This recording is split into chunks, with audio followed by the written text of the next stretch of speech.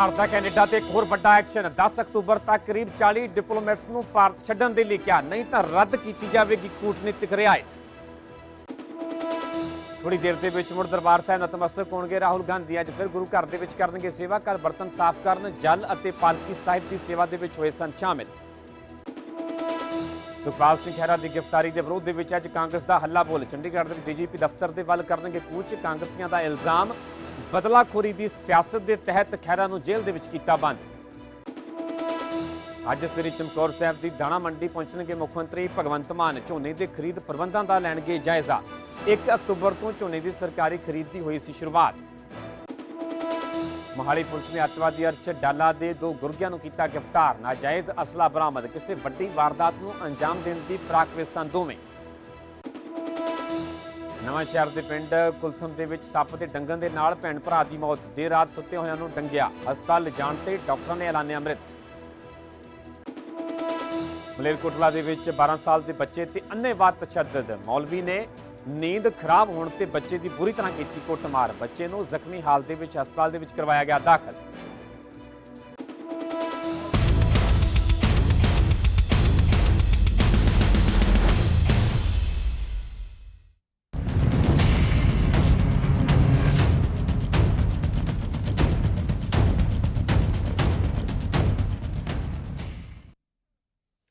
सत श्री अकाल, तुसीं वेख रहे हो न्यूज़ 18 पंजाब हरियाणा। मैं परमिंदर सिंह तेजा। सारे दर्शकों का बुलेटिन दे विच स्वागत है। सब तो पहला गल करांगे उस डेडलाइन की जिहड़ी कि साफ-साफ भारत दे वल्लों कैनेडा नूं दे दित्ती गई है। भारत दे वल्लों कैनेडा दे एक होर वड्डा शिकंजा कस्सिया गया, एक होर वड्डा एक्शन किया गया है। भारत ने कैनेडा नूं डिप्लोमैटिक स्टाफ घटाउण दे लई कह दित्ता है। अंग्रेजी अखबार फाइनैंशियल टाइम्स के हवाले दे नाल दरअसल वड्डी खबर है कि करीब 40 डिप्लोमैट्स नूं भारत छड्डण लई कह दिता है। 10 अक्तूबर तक डिप्लोमैट्स नूं वापस भेजण दे लई कहा, नहीं तो रद्द की जाएगी कूटनीतिक रियायत। साफ साफ कह दिता गया कि जेकर अजिहा ना किया गया, कैनेडा के वल्लों डिप्लोमैट्स घट ना किए गए तो फिर कूटनीतिक रियायत रद्द कर दी जाएगी। तुहानूं दस दें कि विदेश मंत्राला पहलां भी स्पष्ट कर चुके हैं कि भारत दे विच कैनेडा के हाई कमीशन के जरूरत तो बहुत ज्यादा स्टाफ है तो उन्ना स्टाफ घटाउणा चाहिए। यह सारा घटनाक्रम दरअसल हरदीप निज्जर कतलकांड नूं लैके जस्टिन ट्रूडो के बयानों तो बाद सामने आता है। जस्टिन ट्रूडो के वल्लों गंभीर इल्जाम भारत ते लगाए जाते हैं हरदीप निज्जर के कतल नूं लैके, पर वह भी बिना किसी ठोस सबूत के। कोई सबूत अजे तक पेश नहीं किया गया, कोई सबूत अजे तक भारत के नाल साझा नहीं किया गया, क्योंकि भारतीय विदेश मंत्राला लगातार कैनेडा के ना इल्जामों नूं रद्द कर चुका है। लगातार अजिहे इल्जामों नूं रद्द किया जा रहा है, पर नाल ही साफ कहा जा रहा है कि आखिरकार वो सबूत कित्थे ने जिहड़े सबूतां के आधार पर जस्टिन ट्रूडो के वल्लों इन्ना वड्डा इल्जाम लगा दिता गया। पर इस दे विचाले भारत के लगातार शिकंजा कसिया जा रहा है। डेडलाइन साफ साफ दे दी गई है भारत के वल्लों कैनेडा नूं कि जेकर डिप्लोमैट्स अपने नाम बुलाए गए, भारत ना उन्होंने वल्लों छड्डिया गया तो फिर एक्शन भी वड्डा होवेगा, कूटनीतिक रियायत रद्द कर दी जाएगी। सो एक एक करके लगातार भारत के वल्लों कैनेडा के खिलाफ एक कार्रवाई की जा रही है, शिकंजा कसिया जा रहा है तो हुण डेडलाइन भी दे दी है। क्योंकि ये बड़ा सब तो बड़ा सवाल है कि किसी देश का प्रधानमंत्री अपनी पार्लीमेंट के जेकर बोल रहा तो अपने आप दे विच वो बहुत वड्डी गल हुंदी है, पर जेकर किसी बिना सबूत के किसी दूजे देश से इल्जाम लगा देने, बाई नेम उस देश का जिक्र कर देना, तो भी अपने आप दे विच बहुत हैरानीजनक है कि कोई देश का प्रधानमंत्री अजिहा किवें कर सकता है कि जेकर उन्होंने कोल सबूत नहीं है तो तुसीं हवा दे विच किवें कह सकते हो कि हरदीप निज्जर के कतल मामले दे विच भारत का हथ है, भारतीय एजेंसियां का हथ है। इन्ना वड्डा इल्जाम लगा दिता। हालांकि उस तो बाद तुरंत भारतीय विदेश मंत्रालय का उस दिन बयान सामने आया। भारतीय विदेश मंत्रालय के वल्लों इन्हां इल्जामां नूं रद्द किया गया। साफ साफ कहा गया कि सियासत तो प्रेरित बयान ने वोटां की राजनीति के लिए सीधे तौर पर जस्टिन ट्रूडो के वल्लों अजिहे बयान दिए जा रहे, अजिहे इल्जाम लगाए जा रहे हैं। तो एक एक करके लगातार एक्शन भी किया गया। इस तो पहला गल की जाए तो वीज़ा ते रोक लगाई गई। जिहड़े भी कि नागरिक ने कैनेडा के जिहड़े कि भारत आना चाहते हैं, वीज़ा लेना चाहते हैं, तो उन्होंने वीज़ा ते रोक लगा दी गई। तो उस तो बाद हुण एक होर वड्डी कार्रवाई की गई, होर वड्डा एक्शन लिया गया। साफ साफ 10 अक्तूबर तक का समा दिता है, 10 अक्तूबर तक का अल्टीमेटम दे दिता है, डेडलाइन दे दी है कि 10 अक्तूबर तक डिप्लोमैट्स नूं वापस भेजण दे लई कह दिता है। साफ साफ कहा गया कि जेकर करीब 40 डिप्लोमैट्स ने भारत ना छड्डिया तो फिर उन्हां दी कूटनीतिक रियायत भी रद्द कर दी जाएगी। ये भी इस तो भी अगला वड्डा एक्शन, वड्डी कार्रवाई हो सकती है जेकर कैनेडा ने इस डेडलाइन ते ਗੌਰ ਨਾ ਕੀਤਾ, ਕਿਉਂਕਿ ਹੁਣ ਇਹ ਵੱਡੀ ਕਾਰਵਾਈ ਜਿਹੜੀ ਕਿ ਅਮਲ ਦੇ ਵਿੱਚ ਲਿਆਂਦੀ ਗਈ ਹੈ ਭਾਰਤ ਦੇ ਵੱਲੋਂ ਕੈਨੇਡਾ ਦੇ ਖਿਲਾਫ। ਦਰਅਸਲ ਪਿਛਲੇ ਦਿਨਾਂ ਦਾ ਕੈਨੇਡਾ ਦੇ ਪ੍ਰਧਾਨ ਮੰਤਰੀ ਜਸਟਿਨ ਟਰੂਡੋ ਦਾ ਬਿਆਨ ਹੈ, ਜਦੋਂ ਕਿ ਉਹ ਪਾਰਲੀਮੈਂਟ ਦੇ ਵਿੱਚ ਬੋਲਦੇ ਹੋਏ ਹਰਦੀਪ ਨਿੱਜਰ ਕਤਲ ਮਾਮਲੇ ਦੀ ਗੱਲ ਕਰਦੇ ਨੇ। ਸਿੱਧੇ ਤੌਰ ਤੇ ਭਾਰਤ ਤੇ ਇਲਜ਼ਾਮ ਲਗਾ ਦਿੰਦੇ ਨੇ ਕਿ ਉਹਨਾਂ ਦੇ ਕਤਲ ਦੇ ਪਿੱਛੇ ਭਾਰਤੀ ਏਜੰਸੀਆਂ ਦਾ ਹੱਥ ਹੈ। ਉਸ ਤੋਂ ਬਾਅਦ ਚ ਭਾਰਤੀ ਵਿਦੇਸ਼ ਮੰਤਰਾਲੇ ਦੇ ਵੱਲੋਂ ਇਹਨਾਂ ਇਲਜ਼ਾਮਾਂ ਨੂੰ ਰੱਦ ਕੀਤਾ ਜਾਂਦਾ ਹੈ। ਅਜਿਹੇ ਇਲਜ਼ਾਮਾਂ ਨੂੰ ਸਿਆਸਤ ਤੋਂ ਪ੍ਰੇਰਿਤ ਦੱਸਿਆ ਜਾਂਦਾ ਹੈ। ਸਾਫ਼-ਸਾਫ਼ ਕਿਹਾ ਜਾਂਦਾ ਹੈ ਕਿ ਵੋਟਾਂ ਦੀ ਰਾਜਨੀਤੀ ਜਿਹੜੇ ਕਿ ਜਸਟਿਨ ਟਰੂਡੋ ਕਰ ਰਹੇ ਨੇ, ਵੱਖ-ਵੱਖ ਪਾਰਟੀਆਂ ਦੇ ਵੱਲੋਂ ਵੀ ਨਿਸ਼ਾਨਾ ਜਸਟਿਨ ਟਰੂਡੋ ਤੇ ਸਾਧਿਆ ਜਾਂਦਾ ਹੈ। ਤੇ ਇਸ ਦੇ ਵਿਚਾਲੇ ਹੁਣ ਲਗਾਤਾਰ ਜਿਹੜੀ ਕਾਰਵਾਈ ਵੀ ਕੈਨੇਡਾ ਦੇ ਖਿਲਾਫ ਕੀਤੀ ਜਾ ਰਹੀ ਹੈ। ਹਾਲਾਂਕਿ ਇਸ ਦੇ ਵਿਚਾਲੇ ਜ਼ਰੂਰ ਵੱਖ-ਵੱਖ ਸਿਆਸੀ ਧਿਰਾਂ ਦੇ ਵੱਲੋਂ, ਵੱਖ-ਵੱਖ ਆਗੂਆਂ ਦੇ ਵੱਲੋਂ ਇਹ ਮੰਗ ਕੀਤੀ ਜਾ ਰਹੀ ਹੈ ਕਿ ਦੋਵਾਂ ਦੇਸ਼ਾਂ ਨੂੰ ਮਿਲ ਕੇ ਮੁੱਦੇ ਦਾ, ਸਮੱਸਿਆ ਦਾ ਹੱਲ ਕੱਢਣਾ ਚਾਹੀਦਾ ਹੈ। ਇਸ ਦੇ ਨਾਲ ਸਿੱਧੇ ਤੌਰ ਤੇ ਜਿਹੜੇ ਕਿ ਵੱਡੀ ਗਿਣਤੀ ਵਿੱਚ ਪੰਜਾਬੀ ਨੇ, ਭਾਰਤੀ ਨੇ, ਕੈਨੇਡਾ ਦੇ ਵਿੱਚ ਵਸੇ ਹੋਏ ਨੇ, ਉਹਨਾਂ ਦਾ ਸਿੱਧੇ ਤੌਰ ਤੇ ਉਹ ਲੋਕ ਸਿੱਧੇ ਤੌਰ ਤੇ ਅਜਿਹੇ ਫੈਸਲਿਆਂ ਦੇ ਨਾਲ, ਅਜਿਹੀਆਂ ਕਾਰਵਾਈਆਂ ਦੇ ਨਾਲ ਪ੍ਰਭਾਵਿਤ ਹੋ ਰਹੇ ਨੇ। ਖੈਰ ਇਹ ਅਜੇ ਵੱਡਾ ਸਵਾਲ ਹੈ ਕਿ ਆਖਿਰਕਾਰ ਇਸ ਸਮੱਸਿਆ ਦੇ, ਇਸ ਮੁੱਦੇ ਦਾ ਹੱਲ ਕੀ ਤੇ ਕਿਵੇਂ ਨਿਕਲੇਗਾ। ਇਸੇ ਖਬਰ ਤੇ ਹੋਰ ਜ਼ਿਆਦਾ ਜਾਣਕਾਰੀ ਲਈ ਸਾਡੇ ਸਹਿਯੋਗੀ ਸ਼ਲਿੰਦਰ ਵਾਂਗੂ जुड़े हुए हैं। शैलेंद्र, क्या कुछ जानकारी अब तक की सामने आ रही है, क्योंकि सीधे तौर पे बड़ा एक्शन किया जा रहा है कनाडा के खिलाफ, क्योंकि सवाल बड़ा ये बनता है कि इतने बड़े एलिगेशन लगा दिए गए, लेकिन जो खालिस्तानी वहां पे रहते हैं, जो भारत के खिलाफ लगातार ऐसे प्रदर्शन करते हैं, उनको लेकर सीधा बड़ा सवाल है कि आखिरकार उनके खिलाफ तो कोई बड़ी कार्रवाई नहीं की गई, लेकिन भारत पर बड़े एलिगेशन लगा दिए गए, अभी तक कोई ठोस सबूत भी नहीं दिए गए। बिल्कुल बिल्कुल, देखिए इस बात को विदेश मंत्रालय के प्रवक्ता अरिंदम बागची अब से कुछ दिन पहले एक मीडिया ब्रीफिंग में क्लियर कर चुके हैं, और उन्होंने ऑन रिकॉर्ड ये बात कही थी कि कैनेडियन गवर्नमेंट को इन्फॉर्म कर दिया गया है कि स्ट्रेंथ में पैरिटी होनी चाहिए, यानी कि जो तादाद है उसमें बराबरी होनी चाहिए कनाडा और भारत में, और रैंक इक्वलेंस भी होना चाहिए डिप्लोमेटिक प्रेजेंस के हिसाब से। और इसको लेकर विदेश मंत्रालय की तरफ से कहा गया था कि जो नंबर कैनेडियन डिप्लोमेट के वो कहीं ज्यादा है भारतीय डिप्लोमेट्स के मुकाबले, और उसको लेकर अभी फिलहाल कहा गया था कि इसको लेकर अभी असेसमेंट किया जा रहा है, और माना ये भी जा रहा है कि कनाडा की तरफ भी इंडियन डिप्लोमेट्स में कमी लाई जाएगी। लेकिन जो ताजा रिपोर्ट आ रही है उसके मुताबिक करीब 40 कैनेडियन डिप्लोमेट्स को कहा गया है कि वो देश छोड़ दें। अगर नहीं किया जाता है तो 10 अक्टूबर के बाद उनकी जो डिप्लोमेटिक इम्यूनिटी है उसको खत्म कर दिया जाएगा। यानी कि एक और बड़ा कदम भारत की ओर से, जिसमें कनाडा को एक कड़ा संदेश दिया गया है। हालांकि इससे पहले आपको याद दिला दें दो अहम बातें। एक तो ये कि कनाडा में जो इंडियन मिशन हैं उन्होंने कैनेडियन नेशनल्स को वीजा देना बंद कर दिया है, यानी वीजा सर्विसेज बंद कर दी गई कैनेडियन नेशनल्स के लिए, चाहे वो कनाडा से अप्लाई करिए किसी तीसरे मुल्क से। और दूसरा अहम बात यह है कि भारत ने कनाडा के जो टॉप डिप्लोमेट है उनको आज से कुछ दिन पहले, यानी 19 सितंबर को उनको भारत छोड़ने के लिए कहा गया था अगले 5 दिनों के अंदर। तो ये 2-3 बड़े कदम हैं जो कि भारत ने क्लियर कर दिया है कि वो कनाडा के साथ जो रिश्तों को लेकर कनाडा पीएम की तरफ से जो शुरुआत की गई थी, बेबुनियाद आरोप लगाए गए थे। और इतना ही नहीं, बल्कि जो भारतीय डिप्लोमेट पर लगातार जिस तरह का थ्रेट है और कैनेडियन सरकार की तरफ से कोई ठोस कदम नहीं उठाया जा रहा है, उसी सिलसिले में भारत सरकार ने कड़े कदम उठाए।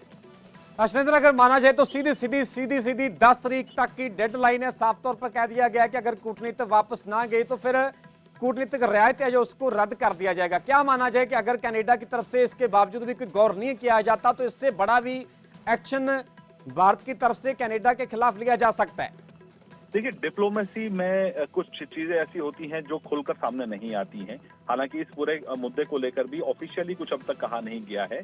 ये एक मीडिया रिपोर्ट है जिसके हवाले से जिसको डिनाई नहीं किया जा रहा है, लेकिन ये कहा जा रहा है कि भारत की तरफ से कैनेडियन डिप्लोमेट्स को कहा गया है कि 40 डिप्लोमेट्स को वो यहाँ से हटा लें, नहीं तो उनकी इम्यूनिटी को रिवोक किया जाएगा। यानी कि दूसरा कदम ये होगा कि रिवोक किया जाएगा। लेकिन माना जा रहा है कि कनाडा इसका पालन करेगा, और कहीं ना कहीं जो भारतीय डिप्लोमेट्स हैं वो भी कनाडा से वापस आएंगे। तो कहीं ना कहीं जो रिश्तों में जो खटास है, रिश्तों में जो एक गिरावट आई है, तो ये सीधा उसी का असर माना जा रहा है कि जिस तरह से डिप्लोमेट्स को अब कम किया जा रहा है एक दूसरे के देशों में, तो कहीं ना कहीं अब माना जाएगा इसके बाद जो है कनाडा को एक कड़ा संदेश तो मिलेगा ही। लेकिन साथ ही साथ भारत ने ये साफ कर दिया था कि अगर कनाडा के पास कोई सबूत है तो वो शेयर करे, कनाडा बेबुनियाद इस तरह के आरोप ना लगाए। और वहीं दूसरी तरफ जहां डिप्लोमेट्स की जहां तक सुरक्षा की बात है, भारत बार बार ये बात कह चुका है कि कनाडा में जो इंडियन डिप्लोमेट्स हैं उनकी सुरक्षा को लेकर लगातार सवाल खड़े हो रहे हैं। इसी वजह से उनकी सुरक्षा को देते हुए ही इंडिया ने अपने जो वीजा सर्विस है कैनेडियन नेशनल्स के लिए उसको सस्पेंड कर दिया है। ठीक है शਰਿੰਦਰ, फिलहाल की पूरी जानकारी ਲਈ बहुत बहुत धन्यवाद। सो सीधे तौर पर 10 तरीक तक की डेडलाइन है, अल्टीमेटम है कि जेकर कैनेडा ने इस पर गौर ना किया, अपने डिप्लोमैट्स जिहड़े कि वापस ना बुलाए, डिप्लोमैट्स ने जेकर भारत ना छड्डिया तो फिर कूटनीतिक रियायत भी जिहड़ी रद्द कर दी जाएगी। सो एक एक करके लगातार शिकंजा जिहड़ा कि कैनेडा के खिलाफ भारत के वल्लों कसिया जा रहा है।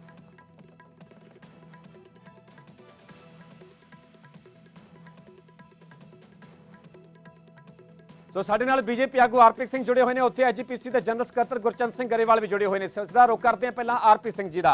आरपी सिंह जी तुहाडा स्वागत है। न्यूज़ 18 पंजाब ते शिकंजा कसिया गया, एक होर भारत के वल्लों कैनेडा के खिलाफ साफ साफ कह दिता गया है कि जेकर 10 तरीक तक डिप्लोमैट्स ने भारत ना छड्डिया, भारत छड्ड के ना गए तो फिर कूटनीतिक रियायत भी रद्द कर दी जाएगी। किवें देखदे हो इस वड्डे एक्शन, वड्डी कार्रवाई नूं?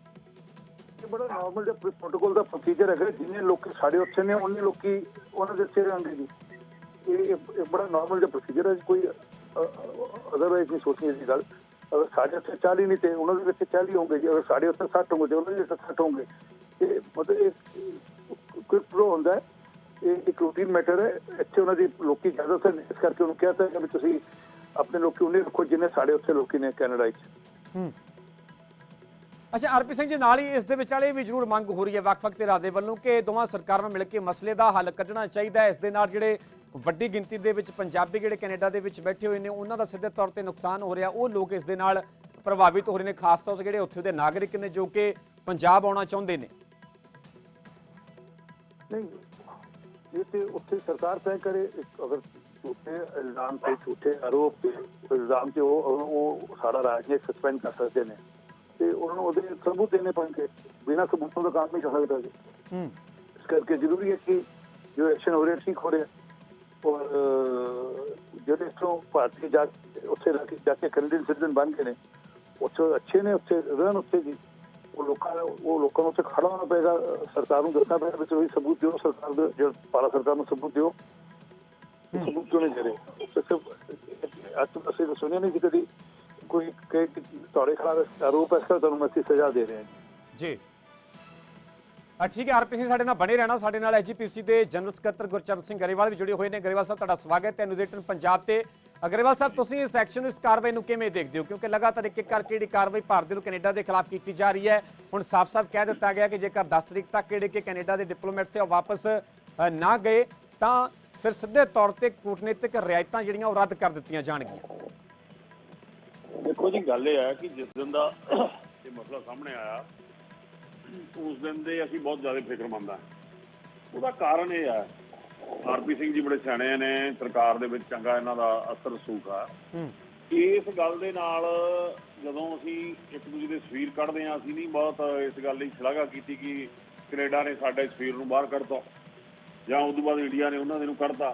देखो ये जिहड़े डिप्लोमैटिक संबंध हुंदे आ, इह गलबात दा इक जरिया हुंदा ते कोई भी मसला वा वो गलबात तो बगैर हल नहीं होना। संवाद आ, गुरु नानक देव जी ने संवाद शुरू किया जी, संवाद नाल ही सारा कुछ हल हुंदा।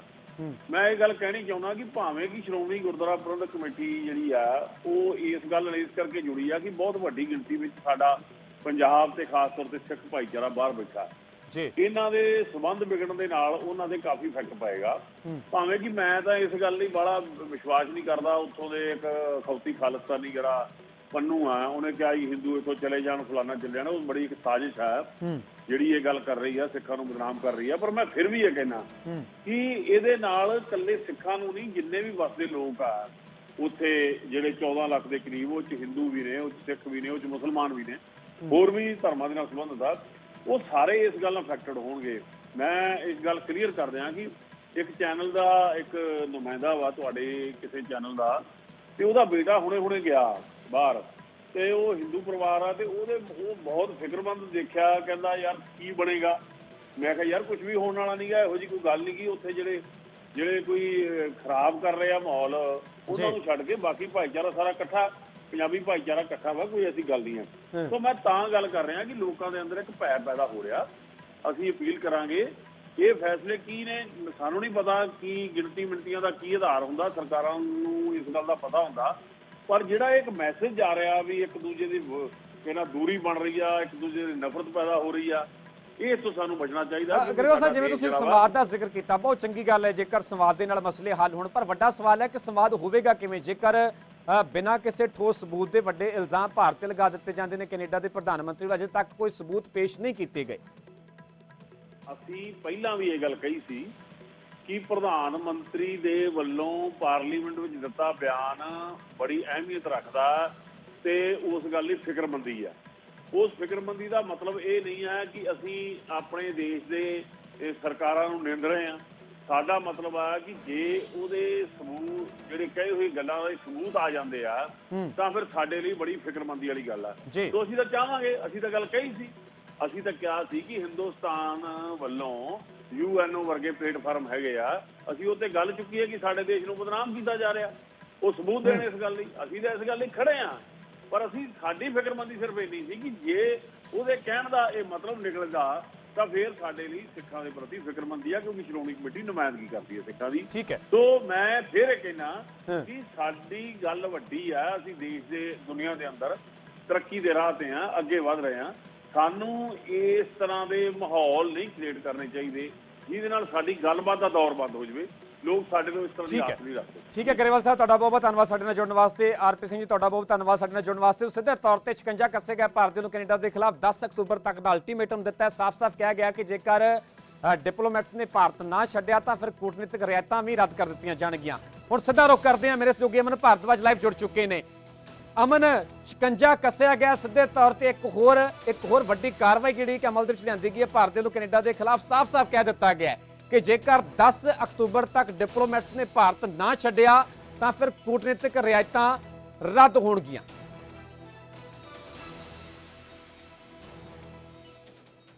ਬਿਲਕੁਲ ਪਰਮਿੰਦਰ ਹੋ ਰਹੇ, ਕਿਉਂਕਿ ਭਾਰਤ ਅਤੇ ਕੈਨੇਡਾ ਦੇ ਜਿਹੜੇ ਰਿਸ਼ਤੇ ਨੇ ਉਹਨਾਂ 'ਚ ਖਟਾਸ ਹੋਰ ਵੱਧਦੀ ਜਾ ਰਹੀ ਹੈ। ਔਰ ਇਸ ਨੂੰ ਜੇ ਕਹੀਏ ਤਾਂ ਸਟਾਫ ਪੈਰਿਟੀ ਕਹਿੰਦੇ ਨੇ ਇਸ ਚੀਜ਼ ਨੂੰ।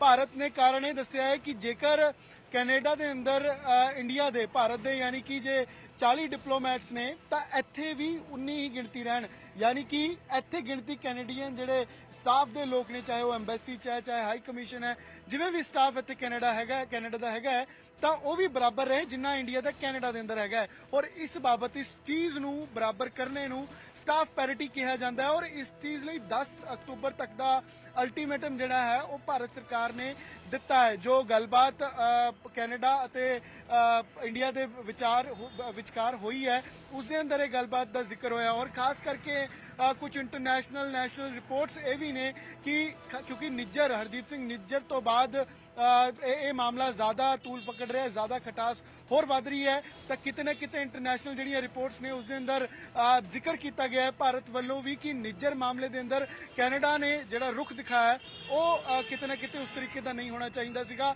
ਔਰ ਇਸ ਦਾ ਪ੍ਰਭਾਵ ਜੇ ਕਹੀਏ ਪਰਮਿੰਦਰ, ਕਿਉਂਕਿ ਇਸ ਵੇਲੇ ਕਿਉਂਕਿ ਅਸੀਂ ਐਲਾਂਟੇ ਆ ਔਰ ਇੱਥੇ ਦਫ਼ਤਰ ਹੈ ਹਾਈ ਕਮਿਸ਼ਨ ਕੈਨੇਡਾ ਦਾ, ਤਾਂ ਇੱਥੇ ਜਿਨ੍ਹਾਂ ਨੂੰ ਵੀਜ਼ਾ ਮਿਲਦਾ ਹੈ ਉਹ ਵੀ ਇੱਥੇ ਲਗਾਤਾਰ ਆਉਂਦੇ ਨੇ। ਤਾਂ ਇਹਨਾਂ ਦਾ ਜੇ ਕਹੀਏ ਜੇ ਸਟਾਫ ਪੈਰਿਟੀ ਹੁੰਦੀ ਹੈ ਜਾਂ ਸਟਾਫ ਇੱਥੋਂ ਚਲਾ ਜਾਂਦਾ ਹੈ ਕੈਨੇਡੀਅਨ ਜਿਹੜਾ ਸਟਾਫ ਹੈ, ਚਾਹੇ ਉਹ ਹਾਈ ਕਮਿਸ਼ਨ ਚਾਹੇ ਐਮਬੈਸੀਜ਼ ਹੈ, ਤਾਂ ਉਸਦਾ ਸਿੱਧੇ ਢੰਗ ਨਾਲ ਅਸਰ ਜਿਹੜਾ ਹੈ ਉਹ ਜਿਹੜੇ ਲੋਕ ਜਾਂ ਕੈਨੇਡਾ 'ਚ ਨੇ ਜਾਂ ਇੱਥੋਂ ਕੈਨੇਡਾ ਜਾਣਾ ਚਾਹੁੰਦੇ ਨੇ ਉਹਨਾਂ ਤੇ ਪਏਗਾ। ਔਰ ਇੱਥੇ ਤੁਹਾਨੂੰ ਜੇ ਬਾਹਰ ਵੀ ਨਜ਼ਰ ਆਏਗਾ, ਕਿਉਂਕਿ ਜਿਹੜੇ ਹੱਥਾਂ 'ਚ ਫਾਈਲਾਂ ਚੱਕੀ ਖੜੇ ਨੇ ਇਹਨਾਂ ਦੇ ਪਰਿਵਾਰ ਦੇ ਲੋਕ ਅੰਦਰ ਐਮਬੈਸੀ ਗਏ ਹੋਏ ਨੇ, ਅੰਦਰ ਜੋ ਦਫ਼ਤਰ ਹੈਗਾ ਹੈ ਜੋ ਇਹਨਾਂ ਕੈਨੇਡੀਅਨ ਇਸ਼ੂਜ਼ ਤੇ ਵੀਜ਼ਾ ਬਾਬਤ ਡੀਲ ਕਰਦਾ ਹੈ, ਇਹਨਾਂ ਦੇ ਪਰਿਵਾਰ ਦੇ ਲੋਕ ਅੰਦਰ ਗਏ ਹੋਏ ਨੇ। ਕੋਸ਼ਿਸ਼ ਕਰਾਂਗੇ ਇਹਨਾਂ ਨਾਲ ਵੀ ਜੇ ਗੱਲਬਾਤ ਕੋਈ ਕਰ ਸਕੇ, ਕਿਉਂਕਿ ਲੋਕਾਂ ਨੂੰ ਸਭ ਤੋਂ ਪਹਿਲਾਂ ਪਰਮਿੰਦਰ ਇਹ ਹੈ ਕਿ ਇਨੀਸ਼ੀਅਲੀ ਇਸ਼ੂ ਸਮਝ ਨਹੀਂ ਆਉਂਦਾ ਕਿ ਹੈ ਕੀ ਹੈ। ਔਰ ਸਾਫ਼ ਤੌਰ ਤੇ ਤੁਹਾਡੇ ਵੀਜ਼ਾ ਅੰਦਰ ਲੈਣ ਗਏ ਹੋਏ ਜੀ, ਅੰਦਰ ਵੀਜ਼ਾ ਲਈ ਗਏ ਹੋਏ ਨੇ ਜੀ? ਨਹੀਂ, ਯੂਅਰ ਵੀਜ਼ਾ ਐਪਲੀਕੇਸ਼ਨ ਸੈਂਟਰ, ਤੁਸੀਂ ਵੀਜ਼ਾ ਲਈ ਕੈਨੇਡਾ ਲਈ ਅਪਲਾਈ ਕੀਤਾ ਹੈ? ये उसका भाई तो उसका यूके का जी ਨਹੀਂ, ਵੀਜ਼ਾ ਇੰਡੀਆ ਕੈਨੇਡਾ ਦੇ ਜਿਹੜੇ ਰਿਸ਼ਤੇ ਨੇ कर ले बात दोस्त ਨੂੰ कर ले चलो कोई ना बात ਗੱਲ ਨਹੀਂ ਕਿਉਂ? अरे यार पर कर ले बात ਤਾਂ ਇਹ ਪਰਮਿੰਦਰ ਇਹ ਹੈ ਕਿ ਗੱਲ ਨਹੀਂ ਇਸ ਤੇ ਕਿਉਂਕਿ ਕੋਈ ਕਰਨਾ ਚਾਹੁੰਦਾ ਜ਼ਿਆਦਾ, ਔਰ ਲੋਕ ਵੀ ਇੱਥੇ ਜਿਹੜੇ ਜ਼ਿਆਦਾਤਰ ਕਿਉਂਕਿ ਉਹਨਾਂ ਨੂੰ ਲੱਗਦਾ ਉਹਨਾਂ ਦੀ ਵੀਜ਼ਾ ਐਪਲੀਕੇਸ਼ਨ ਹੈ, ਇੱਥੇ ਆਏ ਨੇ, ਜੇਕਰ ਵੀਜ਼ਾ ਲੈ ਰਹੇ ਨੇ ਤਾਂ ਉਹ ਐਪਲੀਕੇਸ਼ਨ ਕੋਈ ਖਰਾਬ ਨਾ ਹੋ ਜੇ, ਕੋਈ ਇਸ ਤਰੀਕੇ ਦੀ ਉਹਨਾਂ ਵੱਲੋਂ ਗੱਲ ਨਾ ਕਹੀ ਜਾਏ ਜਾਂ ਉਹ ਸਾਹਮਣੇ ਨਾ ਆਣ ਤਾਂ ਕਿ ਉਹਨਾਂ ਦੀ ਕਿਸੇ ਐਪਲੀਕੇਸ਼ਨ ਨੂੰ ਜਾਂ ਇਸ ਤਰੀਕੇ ਦੀ ਵੀਜ਼ਾ ਬਾਬਤ ਦਿੱਕਤ ਆਵੇ। ਪਰ ਇਹ ਹੈ ਜਿਨ੍ਹਾਂ ਲੋਕਾਂ ਨਾਲ ਅਸੀਂ ਇਹਨਾਂ ਨਾਲ ਪਹਿਲਾਂ ਜੋ ਗੱਲਬਾਤ ਕਰ ਰਹੇ ਸੀ, ਇਹ ਇੱਥੇ ਆਪਣੀ ਫਾਈਲ ਬਾਬਤ, ਵੀਜ਼ਾ ਬਾਬਤ ਕੈਨੇਡਾ ਹਾਈ ਕਮਿਸ਼ਨ ਪਹੁੰਚੇ ਨੇ ਔਰ ਇੱਥੇ ਇਹਨਾਂ ਵੱਲੋਂ ਕਿਉਂਕਿ ਇਸ ਇਸ਼ੂ ਬਾਬਤ ਹਲੇ ਇੰਨੀ ਜਾਣਕਾਰੀ ਇਹਨਾਂ ਨੂੰ ਨਹੀਂ ਹੈ, ਲੇਕਿਨ ਇਹ ਹੈ ਕਿ ਇੱਥੇ ਜਿਹੜੇ ਡਿਪਲੋਮੈਟਸ ਬੈਠਦੇ ਨੇ, ਹਾਈ ਕਮਿਸ਼ਨ ਦੇ ਸਟਾਫ ਦੇ, ਕੈਨੇਡਾ ਸਟਾਫ ਦੇ ਲੋਕ ਬੈਠਦੇ ਨੇ, ਉਹਨਾਂ ਨੂੰ ਵਾਪਸ ਭੇਜਣ ਲਈ 10 ਤਰੀਕ ਤੱਕ ਦਾ ਅਲਟੀਮੇਟਮ ਜਿਹੜਾ ਹੈ ਉਹ ਦੇ ਦਿੱਤਾ ਗਿਆ ਹੈ ਕਿਉਂਕਿ ਸਟਾਫ ਪੈਰਿਟੀ ਦਾ ਕਾਰਨ ਭਾਰਤ ਨੇ ਦੱਸਿਆ ਹੈ। ਲੇਕਿਨ ਇਹ ਖਟਾਸ ਜਿਹੜੀ ਹੈ ਉਹ ਹਰਦੀਪ ਸਿੰਘ ਨਿੱਜਰ ਮਾਮਲੇ ਤੋਂ ਬਾਅਦ ਭਾਰਤ ਅਤੇ ਕੈਨੇਡਾ ਦੇ ਰਿਸ਼ਤਿਆਂ 'ਚ ਵਧੀ ਹੈ ਔਰ ਇਹ ਖਟਾਸ ਅੱਗੇ ਹੋਰ ਵੱਧ ਸਕਦੀ ਹੈ। ਇਹ ਦੇਖਣਾ ਹੋਏਗਾ ਕਿ ਖਾਸ ਕਰਕੇ ਜਿਵੇਂ ਆਹ ਲੋਕ ਜਿਹੜੇ ਐਸਪੀਰੈਂਟ ਨੇ ਕੈਨੇਡਾ ਜਾਣ ਦੇ, ਉਹਨਾਂ ਤੇ ਕੀ ਅਸਰ ਪਏਗਾ ਕਿਉਂਕਿ ਪਿਛਲੇ ਦਿਨਾਂ ਦੇ ਅੰਦਰ ਪਰਮਿੰਦਰ ਇਹ ਵੀ ਰਿਪੋਰਟ ਸੀਗੀਆਂ ਕਿ ਜਿਹੜੇ ਆਈਲੈਟ ਸੈਂਟਰ ਨੇ, ਉਹਨਾਂ ਆਈਲੈਟ ਸੈਂਟਰ ਦੇ ਅੰਦਰ ਐਡਮਿਸ਼ਨਾਂ ਘਟ ਗਈਆਂ ਤਾਂ 50 ਤੋਂ 60% ਰੇਸ਼ੋ ਦੀ ਗਿਰਾਵਟ ਸੀਗੀ। ਤਾਂ ਇਸ ਤਰੀਕੇ ਦੀਆਂ ਚੀਜ਼ਾਂ ਦੇ ਨਾਲ ਪੰਜਾਬ ਤੇ ਪੰਜਾਬੀਆਂ ਤੇ ਔਰ ਖਾਸ ਕਰਕੇ ਜਿਹੜਾ ਕੈਨੇਡਾ ਜਾਣਾ ਚਾਹੁੰਦੇ ਨੇ ਉਹਨਾਂ ਤੇ ਕਿੰਨਾ ਫਰਕ ਪਏਗਾ। ਔਰ ਇਹ ਵੀ ਹੈ ਇਸ ਦੇ ਨਾਲ ਉਹ ਨਹੀਂ ਹੈ ਜਿਹੜੇ ਪਹਿਲੀ ਦਫਾ ਜਾ ਰਹੇ ਨੇ, ਉਹ ਵੀ ਲੋਕ ਨੇ ਜਿਨ੍ਹਾਂ ਦੇ ਪਰਿਵਾਰ ਦੇ ਲੋਕ ਉੱਥੇ ਨੇ, ਰਿਸ਼ਤੇਦਾਰ ਉੱਥੇ ਨੇ ਔਰ ਉਹਨਾਂ ਨੂੰ ਕਿਤੇ ਨਾ ਕਿਤੇ ਪਿਛਲੇ 5 ਤੋਂ 10 ਸਾਲਾਂ ਦੀ ਇੱਕ ਸੋਚ ਸੀਗੀ ਕਿ ਉੱਥੇ ਜਾਇਆ ਜਾਏਗਾ, ਉਹਨਾਂ ਤੇ ਕਿਸ ਤਰੀਕੇ ਦਾ ਅਸਰ ਪਏਗਾ ਕਿਉਂਕਿ ਜੇ ਇੱਥੇ ਸਟਾਫ ਹੀ ਨਹੀਂ ਹੋਏਗਾ ਜਿਨ੍ਹਾਂ ਤੋਂ ਇਹ ਅੰਦਰ ਜਾ ਕੇ ਵੀਜ਼ਾ ਲੈ ਰਹੇ ਨੇ, ਜੇ ਉਹ ਸਟਾਫ ਹੀ ਚਲਾ ਜਾਏਗਾ ਤਾਂ ਡੀਲ ਕੌਣ ਕਰੇਗਾ? ਸਭ ਤੋਂ ਵੱਡਾ ਸਵਾਲ ਇਹ ਹੈ।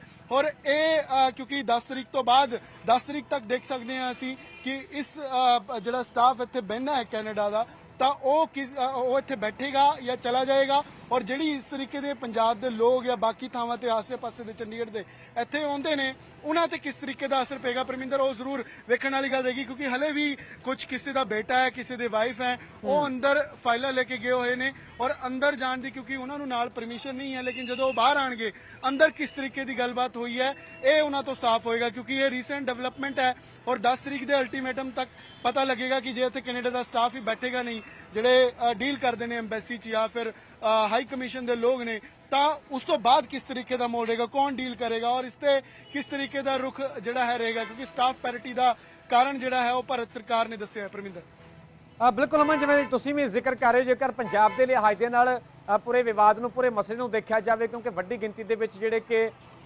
ਪੰਜਾਬ ਤੋਂ ਜਿਹੜੇ ਵਿਦਿਆਰਥੀ ਨੇ ਉਹ ਸਿੱਧੇ ਤੌਰ ਤੇ ਵਿਦੇਸ਼ ਦਾ ਰੁਖ ਕਰਦੇ ਨੇ, ਕੈਨੇਡਾ ਨੂੰ ਸਭ ਤੋਂ ਵੱਧ ਪਹਿਲ ਦਿੱਤੀ ਜਾਂਦੀ ਹੈ ਤੇ ਇਸ ਦੇ ਵਿਚਾਲੇ ਵੱਡਾ ਸਵਾਲ ਹੈ ਕਿ ਆਖਿਰਕਾਰ ਇਸ ਤੋਂ ਬਾਅਦ 'ਚ ਕੀ ਹੋਵੇਗਾ ਕਿਉਂਕਿ 10 ਅਕਤੂਬਰ ਤੱਕ ਦਾ ਸਾਫ਼ ਤੌਰ ਤੇ ਅਲਟੀਮੇਟਮ ਦਿੱਤਾ ਹੈ। ਠੀਕ ਹੈ ਅਮਨ, ਪੂਰੀਆਂ ਤਸਵੀਰਾਂ ਵਿਖਾਉਣ ਲਈ, ਪੂਰੀ ਜਾਣਕਾਰੀ ਦੇਣ ਲਈ ਤੁਹਾਡਾ ਬਹੁਤ ਬਹੁਤ ਧੰਨਵਾਦ। ਸੋ ਸਿੱਧੇ ਤੌਰ ਤੇ ਭਾਰਤ ਦੇ ਵੱਲੋਂ ਕੈਨੇਡਾ ਦੇ ਖਿਲਾਫ ਇੱਕ ਇੱਕ ਕਰਕੇ ਸਖਤ ਕਾਰਵਾਈ ਕੀਤੀ ਜਾ ਰਹੀ ਹੈ, ਐਕਸ਼ਨ ਲਿਆ ਜਾ ਰਿਹਾ ਤੇ ਸਾਫ਼ ਤੌਰ ਤੇ ਹੁਣ 10 ਤਰੀਕ ਤੱਕ ਦੀ ਡੈਡਲਾਈਨ ਅਲਟੀਮੇਟਮ ਦੇ ਦਿੱਤਾ ਕਿ ਜੇਕਰ 40 ਦੇ ਕਰੀਬ ਡਿਪਲੋਮੈਟ ਜੇਕਰ ਭਾਰਤ ਛੱਡ ਕੇ ਨਾ ਗਏ ਤਾਂ ਉਸ ਤੋਂ ਬਾਅਦ ਸਖਤ ਕਾਰਵਾਈ ਵੀ ਕੀਤੀ ਜਾਵੇਗੀ, ਸਿੱਧੇ ਤੌਰ ਤੇ ਕੂਟਨੀਤਿਕ ਰਿਆਇਤਾਂ ਵੀ ਰੱਦ ਕਰ ਦਿੱਤੀਆਂ ਜਾਣਗੀਆਂ। ਜਿਵੇਂ ਕਿ ਅਮਨ ਵੀ ਜਾਣਕਾਰੀ ਦੇ ਰਹੇ ਸਨ, ਖੈਰ ਹੁਣ ਵੇਖਣਾ ਹੋਵੇਗਾ ਕਿ ਜੇਕਰ 40 ਦੇ ਕਰੀਬ ਡਿਪਲੋਮੈਟ ਚਲੇ ਜਾਂਦੇ ਨੇ, ਵੱਖ-ਵੱਖ ਐਮਬੈਸੀਜ਼ ਦੀ ਗੱਲ ਕੀਤੀ ਜਾਵੇ ਜਿੱਥੇ ਕਿ ਪੂਰਾ ਅਮਲਾ ਹੁੰਦਾ ਹੈ, ਪੂਰਾ ਸਟਾਫ ਹੁੰਦਾ ਹੈ, ਡਿਪਲੋਮੈਟਸ ਹੁੰਦੇ ਨੇ ਤੇ ਉਸ ਦੇ ਨਾਲ ਪੂਰਾ ਕੰਮਕਾਜ ਕਿੰਨਾ ਕੁ ਪ੍ਰਭਾਵਿਤ ਹੋਵੇਗਾ ਜੇਕਰ ਜਿਹੜੇ ਪੰਜਾਬੀ ਨੇ, ਭਾਰਤੀ ਨੇ ਕੈਨੇਡਾ ਵਾਸਤੇ ਵੀਜ਼ੇ ਲਈ ਅਪਲਾਈ ਕਰਦੇ ਨੇ, ਜੋ ਪੂਰੀ ਦਫ਼ਤਰੀ ਕਾਰਵਾਈ ਹੁੰਦੀ ਹੈ ਉਸ ਦਾ ਕਿੰਨਾ ਕੁ ਅਸਰ ਪਵੇਗਾ, ਇਹ ਵੀ ਇੱਕ ਵੱਡਾ ਸਵਾਲ ਹੈ। ਤੇ ਖੈਰ ਵੱਡਾ ਸਭ ਤੋਂ ਇਹ ਸਵਾਲ ਹੈ ਕਿ ਕੀ ਇਸ ਚੇਤਾਵਨੀ ਤੋਂ ਬਾਅਦ, ਇਸ ਸਿੱਧੇ ਤੌਰ ਤੇ ਡੈਡਲਾਈਨ ਤੋਂ ਬਾਅਦ, ਅਲਟੀਮੇਟ ਤੋਂ ਬਾਅਦ ਆਖਿਰਕਾਰ ਕਦੋਂ ਤੱਕ ਹੁਣ ਇਹ ਕੈਨੇਡਾ ਦੇ ਵੱਲੋਂ ਇਸ ਤੇ ਕੋਈ ਰੁਖ ਅਪਣਾਇਆ ਜਾਂਦਾ ਹੈ, ਕਦੋਂ ਤੱਕ ਆਪਣੇ ਡਿਪਲੋਮੈਟਸ ਨੂੰ ਵਾਪਸ ਬੁਲਾਇਆ ਜਾਂਦਾ ਹੈ ਕਿਉਂਕਿ ਸਿੱਧੀ 10 ਤਰੀਕ ਤੱਕ ਦਾ ਅਲਟੀਮੇਟਮ ਦਿੱਤਾ ਹੈ। 10 ਤਰੀਕ ਤੱਕ ਦਾ ਅਲਟੀਮੇਟਮ ਹੈ, ਡੈਡਲਾਈਨ ਹੈ ਕਿ ਜੇ 10 ਤਰੀਕ ਤੱਕ ਡਿਪਲੋਮੈਟਸ ਨੂੰ ਵਾਪਸ ਨਾ ਬੁਲਾਇਆ ਗਿਆ, ਉਹਨਾਂ ਨੇ ਭਾਰਤ ਨਾ ਛੱਡਿਆ ਤਾਂ ਫਿਰ ਵੱਡੀ ਕਾਰਵਾਈ ਵੀ ਕੀਤੀ ਜਾਵੇਗੀ, ਕੂਟਨੀਤਿਕ ਰਿਆਇਤ ਰੱਦ ਕੀਤੀ ਜਾਵੇਗੀ। ਸੋ ਇਹ ਵੱਡੀ ਖਬਰ ਹੈ, ਵੱਡੀ ਜਾਣਕਾਰੀ ਹੈ, ਵੱਡੀ ਅਪਡੇਟ ਹੈ ਕਿਉਂਕਿ ਲਗਾਤਾਰ ਜੇਕਰ ਇਸ ਵਿਵਾਦ ਦੀ, ਪੂਰੇ ਮਸਲੇ ਦੀ ਸ਼ੁਰੂਆਤ ਦੀ ਗੱਲ ਕੀਤੀ ਹੈ ਤਾਂ ਸ਼ੁਰੂਆਤ ਉਦੋਂ ਹੁੰਦੀ ਹੈ ਜਦੋਂ ਕੈਨੇਡਾ ਦੇ ਪ੍ਰਧਾਨ ਮੰਤਰੀ ਜਸਟਿਨ ਟਰੂਡੋ ਕੈਨੇਡਾ ਦੀ ਪਾਰਲੀਮੈਂਟ ਦੇ ਵਿੱਚ ਬੋਲਦੇ ਹੋਏ ਭਾਰਤ ਤੇ ਗੰਭੀਰ ਵੱਡਾ ਇਲਜ਼ਾਮ ਲਗਾ ਦਿੰਦੇ ਨੇ, ਸਿੱਧੇ ਤੌਰ ਤੇ ਉਹ ਵੀ ਬਿਨਾਂ ਕਿਸੇ ਠੋਸ ਸਬੂਤ ਦੇ ਬਿਨਾਂ ਸਬੂਤਾਂ ਤੇ ਵੱਡਾ ਇਲਜ਼ਾਮ ਲਗਾਇਆ ਗਿਆ ਤੇ ਉਸ ਤੋਂ ਬਾਅਦ ਹੁਣ ਕੈਨੇਡਾ ਸਰਕਾਰ, ਕੈਨੇਡਾ ਦੇ ਪ੍ਰਧਾਨ ਮੰਤਰੀ ਘਿਰਦੇ ਹੋਏ ਨਜ਼ਰ ਆ ਰਹੇ ਨੇ।